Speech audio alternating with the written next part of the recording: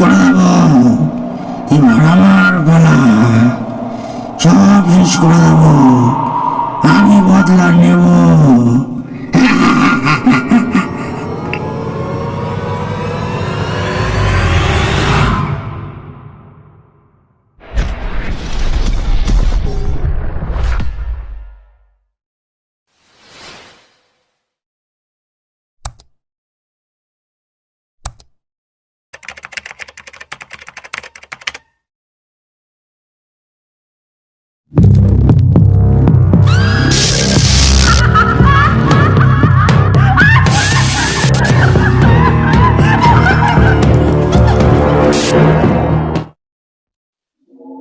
নমস্কার, গল্প.in-এর আজকের পর্বে সকলকে স্বাগত। প্রাচীনকাল থেকেই মানুষের বিশ্বাস ভালো খারাপ দুই জগতের ওপরই। তাই হয়তো রঙের খেলাতেও সাদা রঙের কমপ্লিমেন্ট হিসেবে কালো রঙও থাকে। ঠিক সেই রকমই এক ব্যাখ্যা রয়েছে মানব জীবনেও। আমাদের আজকের গল্প ফ্যান ফিকশন তারানাথ তান্ত্রিক ও বাফোমেট রহস্য, লিখেছে সৌম্যজিৎ। আজকের গল্প পাঠে শুভ্রনীল এবং তারানাথের ভূমিকায় সৌম্যজিৎ। শুরু হচ্ছে আজকের ফ্যান ফিকশন তারানাথ তান্ত্রিক ও বাফোমেট রহস্য।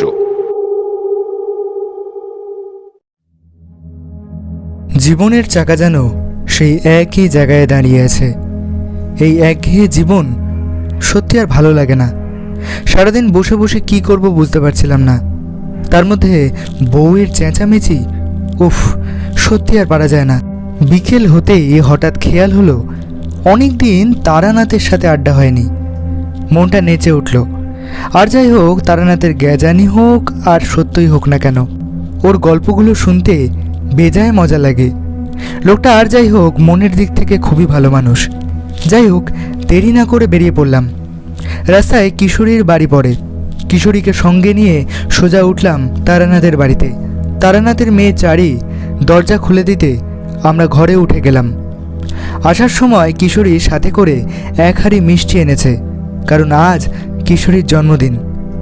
মিষ্টির হাঁড়িটা টেবিলের একধারে রেখে কিশোরী আর আমি বসলাম। তারানাথ হুকো শেষ করে মুখ খুলল। তোমাদের তো আজকাল পাত্তাই নেই দেখছি, কি ব্যাপার? কিশোরী একটু হেসে বলল, সেসব ছাড়ুন, আজ আমার জন্মদিন, আপনি মিষ্টি খান। তারানাথ কিশোরীর কথায় হেসে নিয়ে হাঁড়িটার দিকে তাকালেন। তারপর জন্মদিনের শুভেচ্ছা জানিয়ে আমাদের দিকে তাকিয়ে জিজ্ঞাসা করল, আচ্ছা বলো, আজ কোন গল্প শুনবে বলো। কিশোরী একটু হেসে নিয়ে মুখ খুলল, যা খুশি শোনান, যে কোনো গল্প। আচ্ছা বেশ, তবে শোনো, আমি একটা ঘটনার কথা বলি তোমাদের। আমি বললাম, কি রকম ঘটনা তারানাথ? তারানাথের চোখে একটু দুষ্টুমি খেলে গেল। সে ঘটনাটা সাজিয়ে নিয়ে বলতে শুরু করলো। তখন আমার বয়স অনেক কম। একটা রৌদ্রোজ্জ্বল সাধারণ দিনে নিজের ঘরে বসে আগেকার কিছু জরুরি কাগজ গোছাচ্ছিলাম। এমন সময় একটা পায়ের শব্দ শুনতে পেলাম। সামনে তাকাতেই দেখলাম একজন আমারই বয়সের লোক এসে দাঁড়িয়েছে। চিনতে অসুবিধে হলো না। আরে শ্যামল, আয় আয় আয়, বস, কেমন আছিস বল। শ্যামলের মুখের দিকে তাকিয়ে দেখলাম ওর মুখে একটা অদ্ভুত ভয় বাসা বেঁধেছে। আমার সামনের চেয়ারটা টেনে নিয়ে বসে সে বলল, তারা, কেমন আছিস? আসলে একটা বিপদে পড়েই এলাম। কতদিন তো তোর সাথে দেখা সাক্ষাৎ নেই। আমি একটু হেসে নিয়ে বললাম, হ্যাঁ ভাই, ভালোই আছি। এই একটু লোকের হাত ফাত দেখি, ওই হাত দেখেই দিন কেটে যায়। আচ্ছা শান্ত হয়ে বল তো দেখি, কি বিপদ? শ্যামল আমার দিকে তাকিয়ে নিয়ে একটা দীর্ঘশ্বাস ছেড়ে বলতে আরম্ভ করলো, আসলে আমি গত বছর বিয়ে করেছি, বুঝলি। এমনি একটা গাইয়া মেয়েকে, আমাদের গ্রামের। মেয়েটা সরল কিন্তু খুব কাজের, সব কাজ একা সামলে ফেলে। আমি আমার মুদির দোকানের কাজ ছেড়ে সন্ধ্যায় ফিরি, দেখি অঞ্জনা সব কাজ সেরে আমার জন্য অপেক্ষা করছে। তারপর সান্ধ্য খাবার সেরে একটু গল্পগুজব করি। গত মাসেও তার ব্যতিক্রম কিছু হয়নি। আমি কাজ সেরে যথাসময়ে বাড়ি ঢুকি। দেখলাম অঞ্জনা রোজকার মতো দাওয়াতে বসে মুড়ি মাখছে। আমি হাত মুখ ধুয়ে ওর কাছে বসে একটা গল্প পারলাম। আমি একদিকে একা বকে যাচ্ছি, অথচ ওদিকে তার কোনো পাত্তাই নেই। আমি বুঝতে পারলাম না হঠাৎ কি হলো, তাই জিজ্ঞাসা করলাম, কি গো, কি হয়েছে, কিছু বলছো না যে? আমার কথা শুনে কোনো উত্তর না দিয়ে সে ঘরে ঢুকে গেল। পরের দিন রোববার ছিল। আমি সকালে বাজার করে এসে কাগজ পড়ছিলাম। হঠাৎ দেখলাম অঞ্জনা খাটে শুয়ে আছে। অবাক হলাম, যেই মেয়ে এত কাজ করতে ভালোবাসে সে শুয়ে কেন সন্দেহ হলো। শরীর খারাপ করছে না তো? আমি গিয়ে ওর মাথার কাছে হাত বুলালাম। এইভাবে বেশ কিছুদিন কেটে গেল। দেখলাম ও আবার আগের মতন কাজ করছে। কিন্তু আমার সন্দেহের জায়গাটা আরো তীব্র হলো যখন গতদিন দেখলাম ওর আচরণ পাল্টে গেছে। আমি যথারীতি কাজ থেকে এসে জামা কাপড় ছাড়তে যাচ্ছি, এমন সময় একটা দৃশ্য দেখে আমার বুকের পাঁজরটা গুটিয়ে গেল। দেখলাম একটা চেয়ারে অঞ্জনা অর্ধনগ্নভাবে বসে আছে। তার ডান হাতটা একটা পুরুষের মতন উপরের দিকে কিছু একটা ইশারা করছে, আর বাঁ হাতটা একটা মহিলার নিচের দিকে কিছু একটা ইশারা করছে। মুখের কাছে খানিকটা চুল গজিয়েছে, আর সবচেয়ে অদ্ভুত ব্যাপার, মাথার দুপাশ দিয়ে দুটো শিং বেরিয়েছে। আমি এই দৃশ্য দেখে হয়তো জ্ঞান হারিয়েছিলাম। যখন জ্ঞান ফিরল তখন দেখলাম আমি খাটে শুয়ে আছি, অঞ্জনা বসে আমাকে বাতাস করছে। দেখলাম ও ঠিক হয়ে গেছে, মানে স্বাভাবিক হয়ে গেছে। আমি আর বেশি দেরি করিনি, তাই আজ চলে এলাম তোর কাছে। আমি জানতাম তুই এইসব ব্যাপারে খবর রাখিস, তাই চলে এলাম। ভাই, আমাকে বাঁচা, তুই পারবি আমাকে বাঁচাতে। শ্যামলের গলা ভারী হয়ে আসে। আমি ওকে থামিয়ে বললাম, হ্যাঁ রে ভাই, তুই তুই চিন্তা করিস না। আমি যখন আছি, আমি যতটা পারবো তোকে সাহায্য করব। তুই এখন শান্ত হো দেখি, একদম চিন্তা করিস না। শ্যামলকে শান্ত করে আর দেরি করলাম না, বেরিয়ে পড়লাম। শ্যামলের বাড়ি পৌঁছালাম তখন সন্ধ্যা। দেখলাম উঠানের কাছে শ্যামলের স্ত্রী কি যেন ঝাঁট দিচ্ছে। আমাদের দেখে এগিয়ে এসে বলল, আপনি তারানাথ? আমি উত্তর দিলাম, আগে হ্যাঁ। সে আমায় ঘরে বসতে বলল। আমি শ্যামলের সাথে ঘরে ঢুকে বসলাম। সত্যি বলতে অঞ্জনাকে দেখে প্রথমে কিছু অস্বাভাবিক লক্ষ্য করিনি, কিন্তু বাড়িটা দেখে আমার একটু মন কেমন করতে লাগলো। আগে ভাগে কথা না পেরে সবটা পরখ করে নেব ঠিক করলাম। আমি শ্যামলকে জিজ্ঞাসা করলাম, আচ্ছা শ্যামল, বলছি বাড়িটা কবে কিনেছিস রে? মানে কিনেছিস নাকি তোদের পৈতৃক সম্পত্তি ছিল? আগে তো ওই পাড়ার হারুদের পাশের বাড়িতে থাকতিস, এই বাড়িটা দেখিনি তো। আমার প্রশ্নে একটু মৃদু হেসে শ্যামল বলল, এই বাড়িটা কেনার পেছনে অনেক গল্প আছে, বুঝলি? কিরকম গল্প? আর বলিস না। এই বাড়িটা আগে শরৎ কাকুদের ছিল। শরৎ কাকুর ছেলে কলকাতার দিকে চাকরি পায়, তাতে শরৎ কাকুর ভাই রহিম কাকুর আতে ঘা লাগে। যেহেতু পৈতৃক সম্পত্তি, তাই দুজনেই এই বাড়িতে সমান অধিকার আছে। আর ওদিকে আবার শরৎ কাকুর ছেলে চাকরি পেয়ে গেছে, আর এদিকে রহিম কাকুর ছেলে মাঠে মুনিশ খাটে। তাই একদিন লাগলো বিরাট ঝামেলা। তারপর শেষমেশ ঠিক হলো বাড়িটা বিক্রি করে যা টাকা হবে অর্ধেক ভাগ করে দেওয়া হবে। তাই সুযোগ বুঝে বাড়িটা অল্প দামে কিনে নিলাম, এই আর কি। কথাটা বলে শ্যামল উঠে ভেতরের ঘরের দিকে গেল। আমি ঘুরে ঘুরে ঘরটা দেখতে লাগলাম। রান্নাঘরের সামনে গিয়ে দেখলাম অঞ্জনা কি একটা ভাঁজছে। বুঝলাম সন্ধ্যার খাবারের জন্য তেলে ভাজা করছে।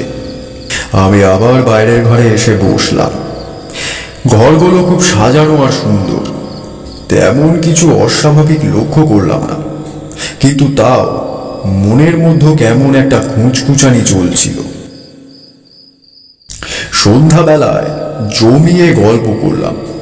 গল্পের ছলে অঞ্জনার মনোভাবও বুঝে নিলাম। সত্যি বলতে মেয়েটা খুব ভালো এবং মনটাও ভীষণ সরল। এখনো পর্যন্ত আমার সামনে কোনো রকম অস্বাভাবিক আচরণ করেনি সে। খানিক বাদে আমি আর শ্যামল একটু বাজারের দিকে হাঁটতে বের হলাম। হাঁটতে হাঁটতে শ্যামল আমায় জিজ্ঞাসা করলো, হ্যাঁ রে তারা, কিছু বুঝলি?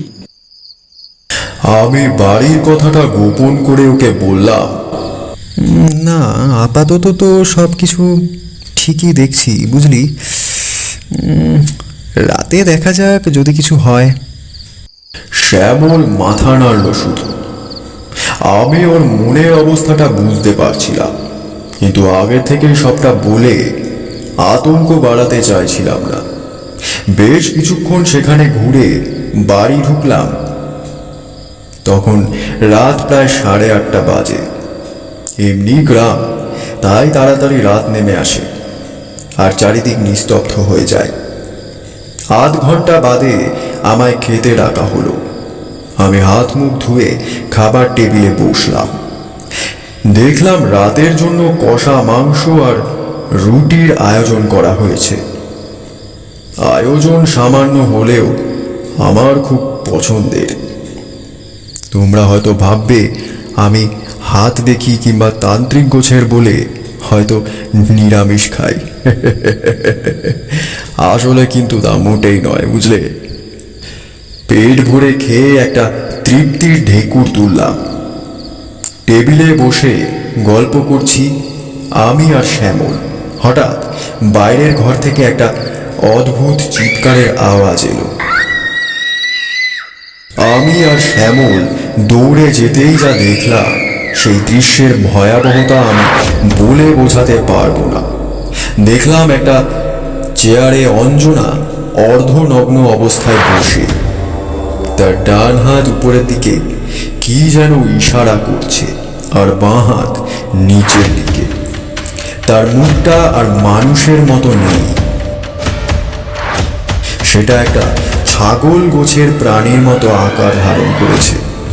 দেখলাম চিন্তায় ও ভয়ে শ্যামলের মুখের বিকৃতি ঘটেছে। আমি সঙ্গে সঙ্গে বীজ মন্ত্র জপ করতে অঞ্জনা বীভৎস আওয়াজে চিৎকার করে উঠল। আমি ক্রমাগত বীজ মন্ত্র জপ করে গেলাম। মিনিট দুয়েক পরে পরিস্থিতি শান্ত হলো, অর্থাৎ অঞ্জনার চিৎকার থামল আর তার সঙ্গে সঙ্গে সে মাটিতে লুটিয়ে পড়ল। সবটা সামলে উঠতে একটু সময় লাগলো। আমি ঘরে বসে অঞ্জনার কথাই ভাবছি। ও যেইভাবে বসেছিল সেরকম দৃশ্য কোথাও যেন একটা দেখেছি আমি, কিছুতেই মনে করতে পারছি না। উঠে পায়চারি করতে লাগলাম। মনের মধ্যে একটা চাপা ভয় কাজ করতে লাগলো। মিনিট 3 পায়চারি করার পর খেয়াল হলো বাফুমেট। এইবার সবটা জলের মতো স্পষ্ট হয়ে উঠতে লাগলো। আমি একটা পুরনো বইয়ে এই বাফোমেটের ব্যাপারে একটা আর্টিকেল পড়েছিলাম। আমি শ্যামলকে সমস্তটা গুছিয়ে বলবো বলে ঠিক করলাম। সেদিন রাত হয়ে এসেছিল। আমি বুঝলাম এই রাতে আর আতঙ্ক বাড়িয়ে লাভ নেই, বরং কাল সকাল হলেই না হয় সবটা খুলে বলা যাবে। সেদিন আর কথাগুলো পারলাম না। শ্যামল এসেছিল আমায় বিছানা গুছিয়ে দিতে আর ওই ব্যাপারে কথা বলতে, কিন্তু আমি ওকে বুঝিয়ে ঘুমোতে পাঠিয়ে দিয়েছিলাম।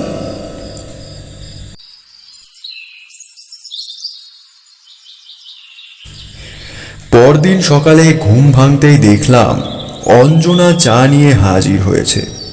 আমি তাকিয়ে একটু মুচকি হেসে জিজ্ঞাসা করলাম,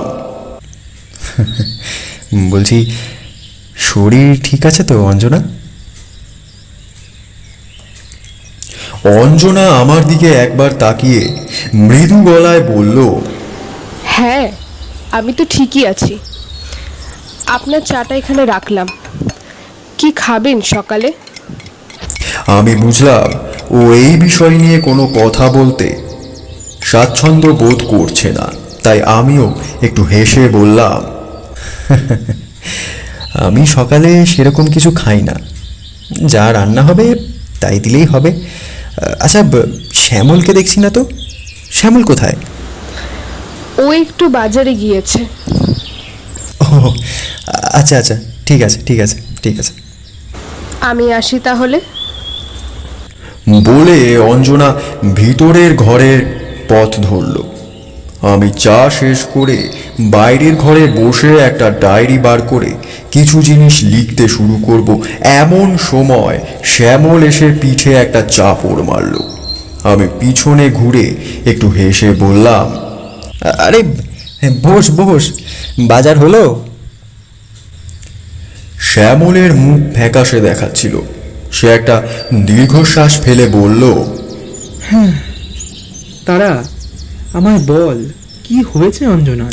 আমি একটু ইতস্তত বোধ করলেও শান্ত হয়ে বললাম, বাফোমেট। মানে? তোকে তাহলে খুলেই বলি। দেখ, পৃথিবীতে এরকম অনেক কিছুই আছে যার কোনো জবাব হয়তো নেই। বহু যুগ আগে ইজিপ্টের একজন দেবতা, তার নাম থট অথবা থট, যাই বলিস না কেন, প্রথম বাফোমেটের ব্যাপারে পাথরের গায়ে কিছু কথা খোদাই করে রেখেছিলেন। তারপর থেকেই বাফোমেট নিয়ে গোটা পৃথিবীতে একরকম কৌতূহল ছড়িয়ে পড়ে।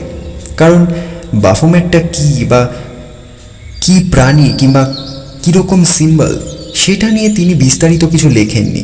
আর যা লিখেছিলেন তার ভাষাও পরবর্তীকালে উদ্ধার করা যায়নি।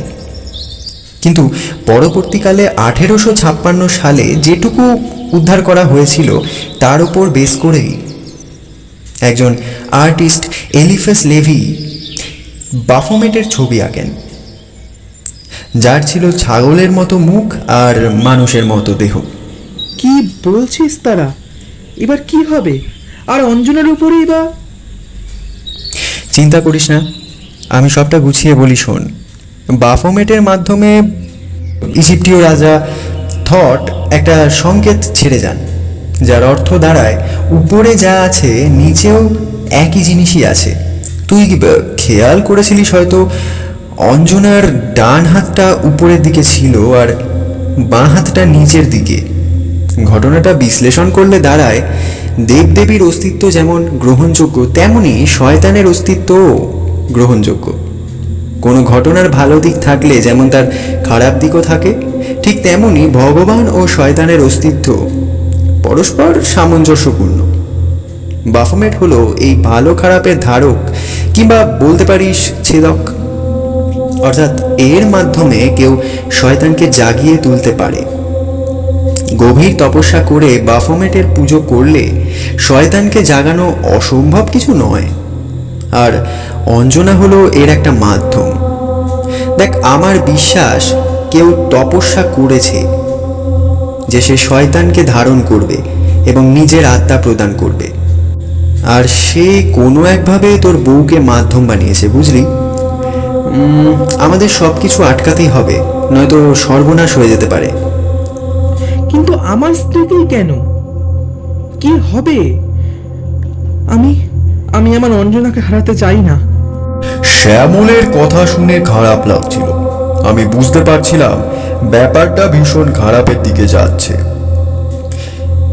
কিছু করে সবটা থামাতেই হবে। আমি শ্যামলকে সান্ত্বনা দিয়ে বললাম, আচ্ছা, আমি থাকতে কিচ্ছু হবে না বললাম তো। আচ্ছা, আমি তোকে কথা দিলাম, যা, আমি অঞ্জনাকে বাঁচিয়েই ছাড়বো, কেমন? শোন, তুই অঞ্জনাকে নিয়ে বাইরের ঘরে বস, আমি এক্ষুনি আসছি। শ্যামল আর দেরি করলো না, সোজা বাইরের ঘরে অঞ্জনাকে নিয়ে গিয়ে বসালো।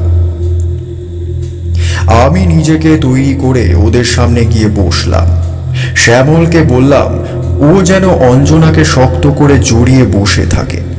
যাই হয়ে যাক, কিছুতেই যেন অঞ্জনাকে না ছাড়ে। আমি হাতে একটা রুদ্রাক্ষের মালা নিয়ে বীজ মন্ত্র জপ করতে শুরু করলাম। যেটার ভয় পেয়েছিলাম ঠিক সেটাই হলো। মন্ত্র জপ করতেই অঞ্জনার রূপ পাল্টাতে শুরু করলো। এক বীভৎস পৈশাচিক চিৎকারে চারিদিক কেঁপে উঠল। আমি তাও থামলাম না। মন্ত্র পড়তে পড়তে এগিয়ে গেলাম অঞ্জনার দিকে। ওর হাতটা স্পর্শ করতেই যা অনুভব করলাম, সত্যি বলতে সেরকম অনুভূতি আগে হয়নি কখনো। একটা অদ্ভুত দৃশ্য চোখের সামনে ফুটে উঠল। দেখলাম একটা তান্ত্রিক গোছের লোক মন্ত্র জপের জিনিসপত্র নিয়ে একটা জ্বলন্ত আগুনের সামনে কি সব করছে।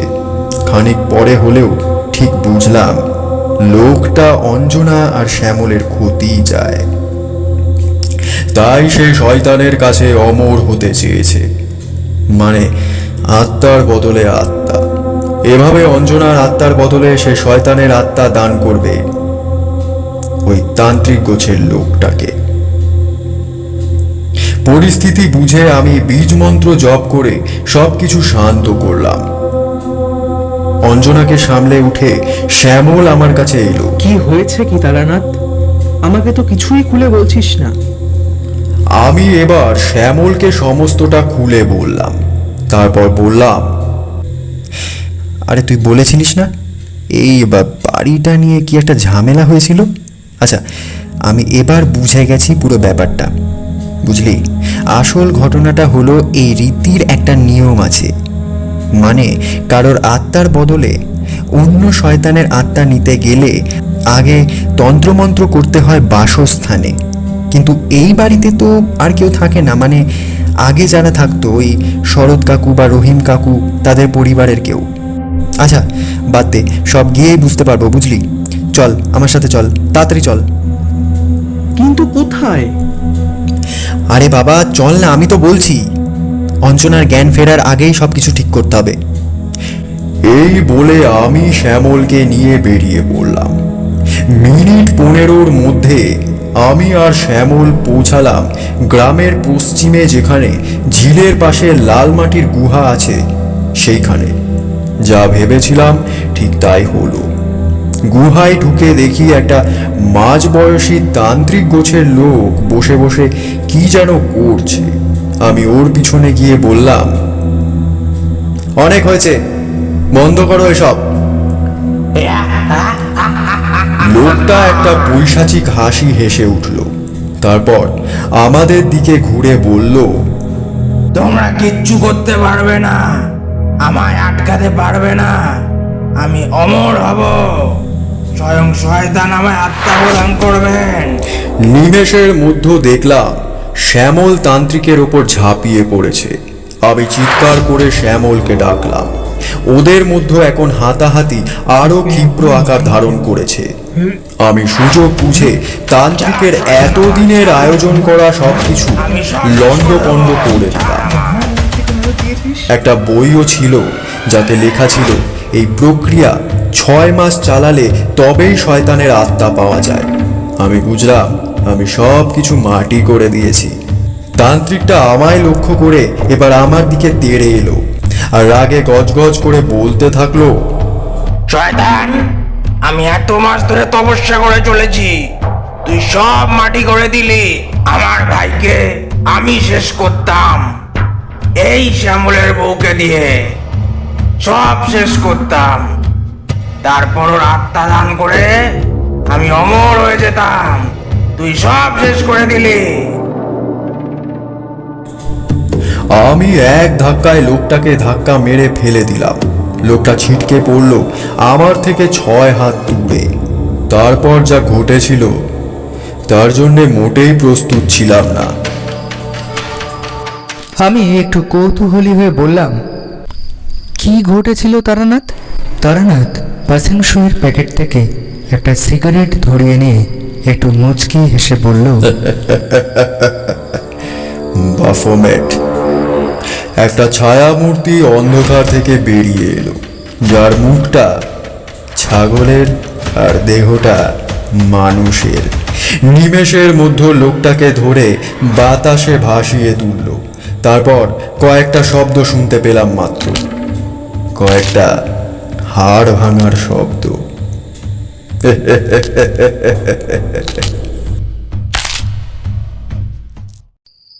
আমি আর কিশোরী কৌতূহল সামলাতে পারছিলাম না। আমি লাফিয়ে উঠে বললাম, মানে কি হলো লোকটার? তারানাথ সিগারেটের ধোঁয়া ছেড়ে বলল,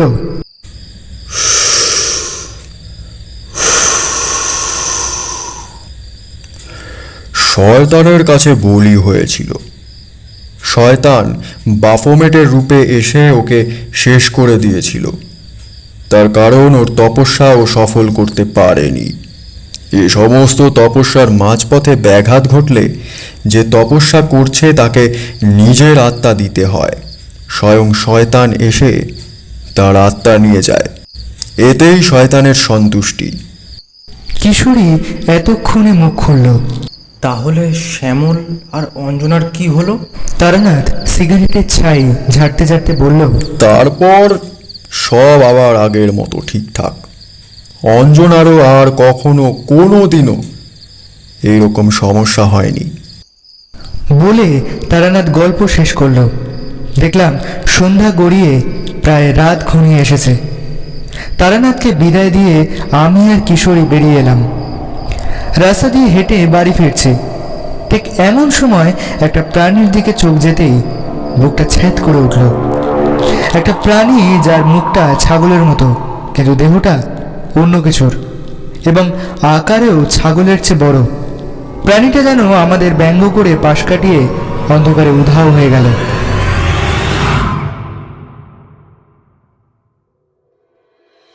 শেষ হলো আজকের গল্প সৌম্যজিতের কলমে ফ্যান ফিকশন তারানাথ তান্ত্রিক ও বাফোমেট রহস্য। আজকের গল্প পাঠে শুভ্রনীল, তারানাথের ভূমিকায় সৌম্যজিৎ, কিশোরী এবং রহিম কাকার ভূমিকায় অভিরূপ এবং অঞ্জনার ভূমিকায় শর্মিষ্ঠা। আজকের গল্পের সূত্রধারের ভূমিকায় আমি সুজয়। এছাড়াও সাউন্ড ও এডিটিংয়ে শুভ্রনীল ও সৌম্যজিৎ, এছাড়াও আর্ট ও পোস্টার ডিজাইনে সৌম্যজিৎ।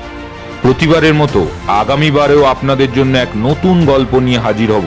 ততক্ষণ শুনতে থাকুন আমাদের বাকি গল্প। আর হ্যাঁ, আমাদের চ্যানেল সাবস্ক্রাইব করতে ভুলবেন না কিন্তু। ভালো থাকবেন, সুস্থ থাকবেন। ধন্যবাদ।